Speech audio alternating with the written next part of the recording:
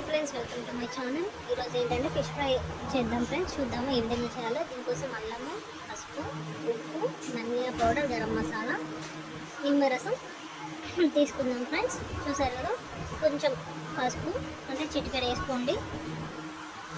తర్వాత నేను సరిపడ ఉప్పు కాబట్టి నేను 1 స్పూన్ వేసుకున్నాను ఫ్రెండ్స్.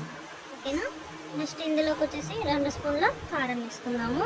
ఇవి హాఫ్ కేజీ దాకా ఉన్నాయి ఫ్రెండ్స్ నాకు ఫిష్ అనేది. సో నేను 2 స్పూన్లు వేసుకుంటున్నాను. కారము మీకు ఎక్కువ స్పైసీ కావాలంటే ఎక్కువ వేసుకోండి. దీంట్లోకి 1 స్పూన్ ధనియా పౌడర్, 1 స్పూన్ గరం మసాలా, నేను కొంచెం 1 స్పూను, ఓకేనా. కొంచెం గరం మసాలా 1 స్పూను,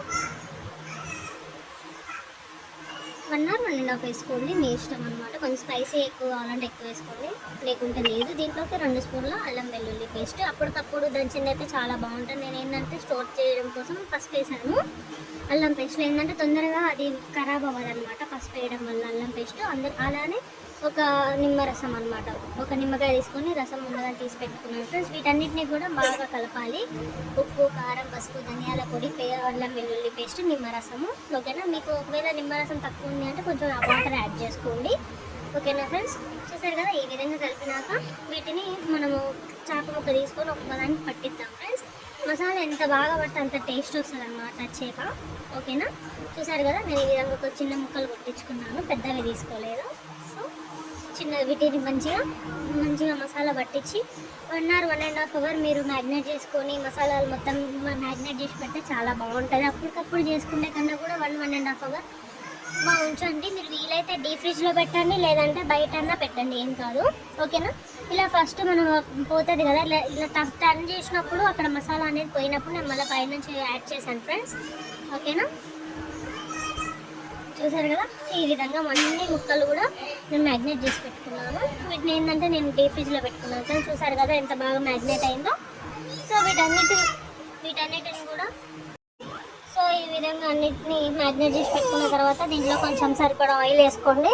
మనం ఈ విధంగా నెయ్యొచ్చు ఆయిల్, లేదంటే మనము పెంకు మీద కూడా ఆయిల్ తక్కువతో మనం డీప్ ఫ్రై చేసుకోవచ్చు ఫ్రెండ్స్, ఓకేనా. చేపల ఫ్రై అనేది. సో ఇలా చేసినాక ఒక్కొక్క ముక్కని నేను యాడ్ చేసుకున్నాము, ఓకేనా ఫ్రెండ్స్. సో చేపలన్నిటిని ఫ్రై చేసుకుందాం ఫ్రెండ్స్, ఓకేనా. మీకు వద్దు అనుకుంటే ఇవన్నీ సో ఈ విధంగా ఫ్రై చేసుకుంటున్నాం ఫ్రెండ్స్. చేపల ఫ్రైలో ఇవన్నీ మసాలాలు వద్దనుకుంటే మాత్రం మీరు ఉప్పు, కారం, పసుపుతో అయినా కూడా చేసుకోవచ్చు, ఏం కాదు, బాగుంటుంది. నేను ఏంటంటే కొంచెం స్పైసీ ఎక్కువ కావాలని గరం మసాలా అవన్నీ యాడ్ చేశాను, ఓకేనా ఫ్రెండ్స్. లైక్ చేయండి, షేర్ చేయండి, నేను సబ్స్క్రైబ్ చేయండి. సో ఈ విధంగా మంచిగా ఫ్రై అయిన తర్వాత తీయండి. సో ఈ విధంగా ఫ్రై చేయండి ఫ్రెండ్స్. కానీ ఇదంతా కూడా ఫ్రై అనేది లో ఫ్లేమ్లోనే మంచిగా చేయడం వల్ల బాగుంటుంది. హై ఫ్లేమ్లో చేయడం వల్ల ఏంటంటే కాలిపోతుంది, నల్లగా అయిపోతుంది. ఇంకోటి ఏంటంటే లోపల మనకు అనేది ఉడకదు అనమాట, కుక్ అనేది అవ్వదు, లోపల పైననే కుక్ అవుతాయి. సో లో ఫ్లేమ్లో పెట్టుకోండి, లేదా సిమ్లో పెట్టుకొని చేయండి. ఈ విధంగా మొత్తం ఫ్రై అయిన తర్వాత పక్కా తీసి మీ దగ్గర టిష్యూ పేపర్ ఉంటే టిష్యూ పేపర్ మీద పెట్టండి, లేదా ఈ విధంగా వేయండి, ఏం కాదు, ఓకేనా. చూసారు కదా, ఈ విధంగా ఫిష్ అనేది ఫ్రై అయింది ఫ్రెండ్స్. సో ఈ విధంగా ఫిష్ మొత్తం అనేది ఫ్రై అయిపోయింది ఫ్రెండ్స్.